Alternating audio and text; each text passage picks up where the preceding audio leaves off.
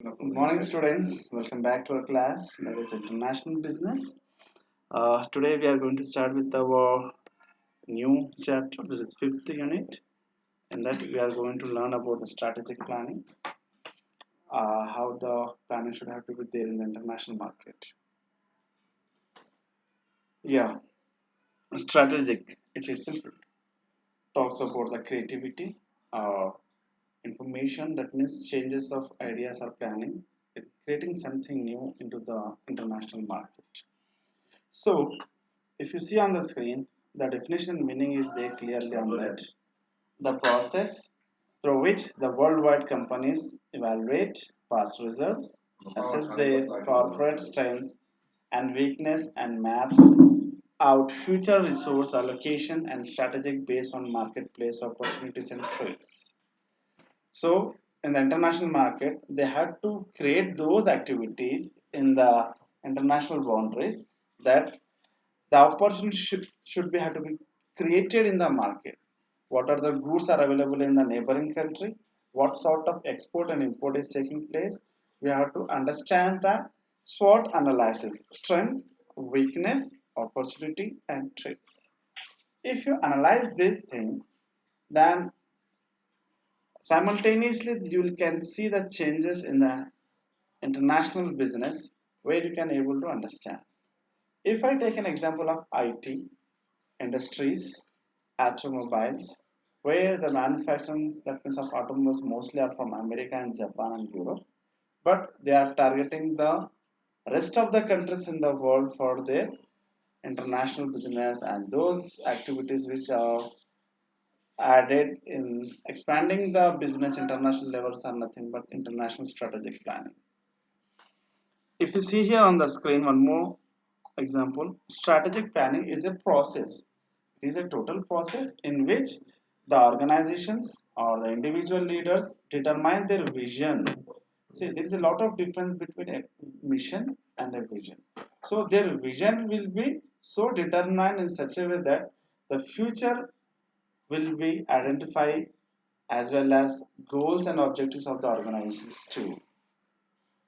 In common parlance, if I want to add here, it means that every or any organization leaders determine their vision for the future, as well as identify their goals and objectives for the organizations.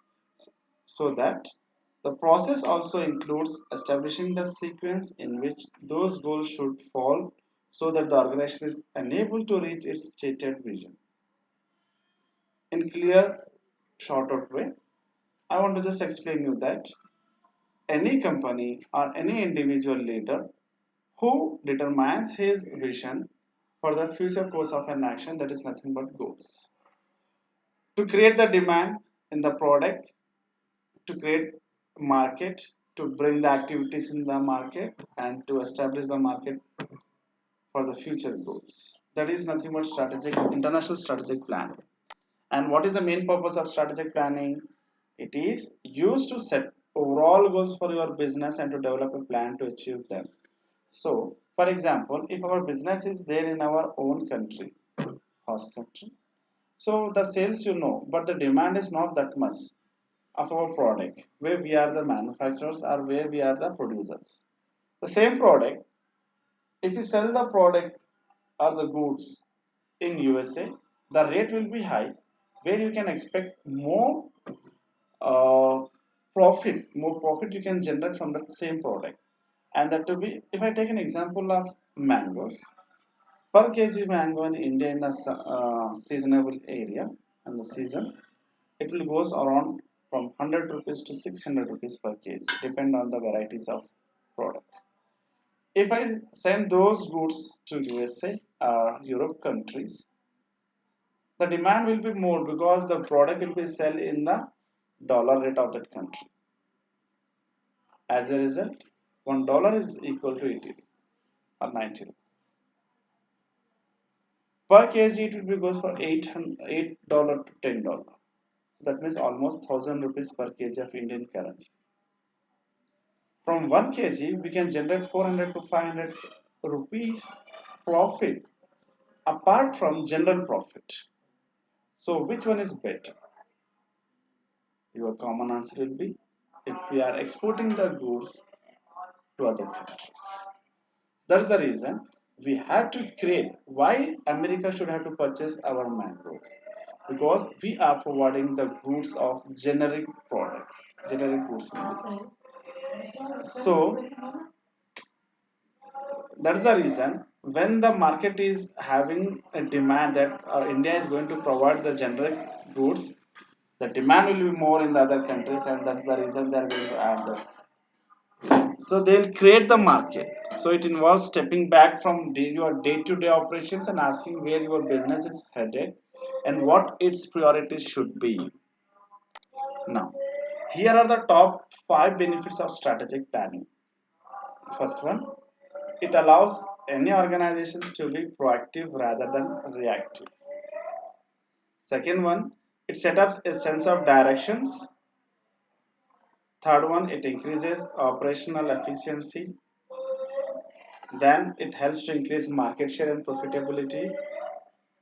Then it can make a business more durable. So these are the functional areas where you can see or generate the goods. Now, strategic implementation. How the strategies are implemented. Before that, we will have the approaches. What are the approaches of international strategic plan? First approach is the company or the organizations or the individuals focus on the economic imperative. That means growth financially. Second one, address the political imperative. So they will interact with the current ruling government so that they should not have to get any kind of future risk or uncertainty. They should not have to face any kind of problems. Third one, emphasizing the quality imperative.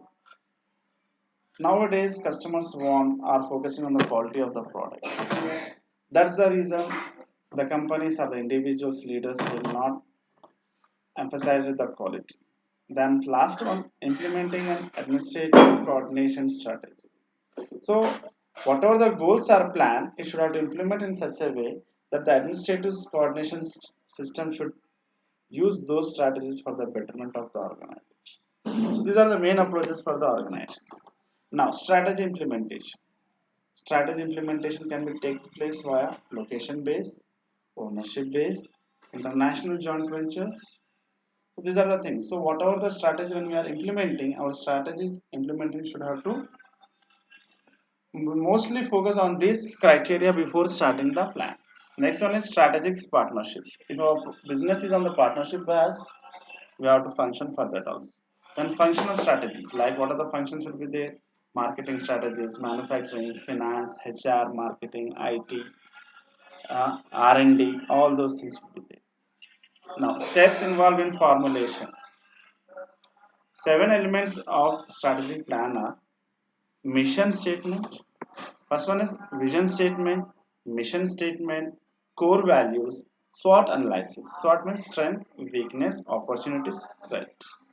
Then action plans, yearly objectives, long-term goals. So all we have to set in such a way that it should have to reach one day.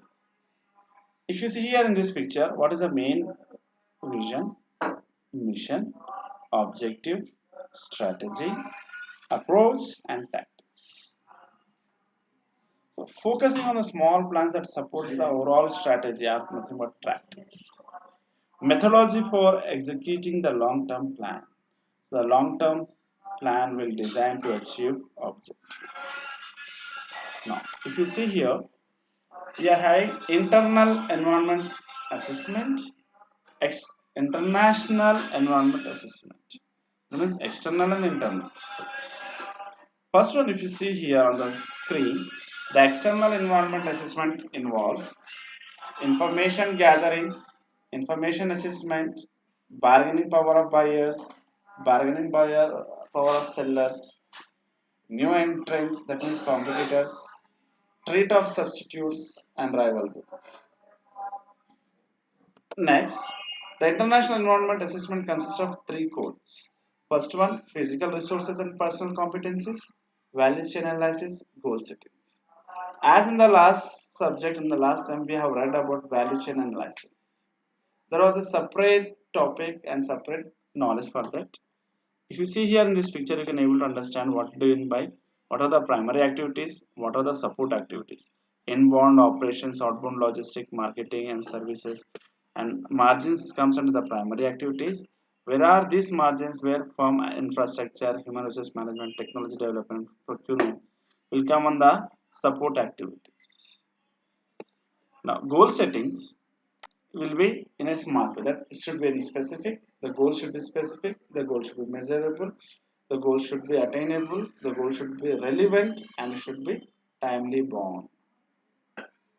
Next, if you see here the assessment internal environment, the purpose of assessing environment is to enable manage uncertainty, planning before doing or planning 5 years plan before any action.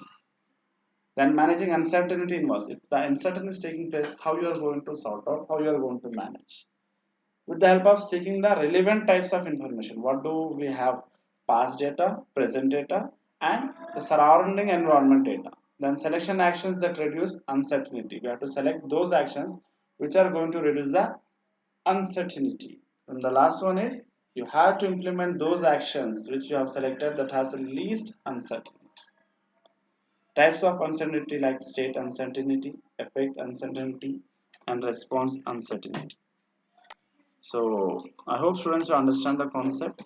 By this, we had completed the first uh, two topics in the fifth unit. Thank you. Have a nice day. And please mention your roll numbers in the comment box. If you have any concern, please comment in the comment box so that I can clear your doubts in the next class. Thank you. Have a nice day.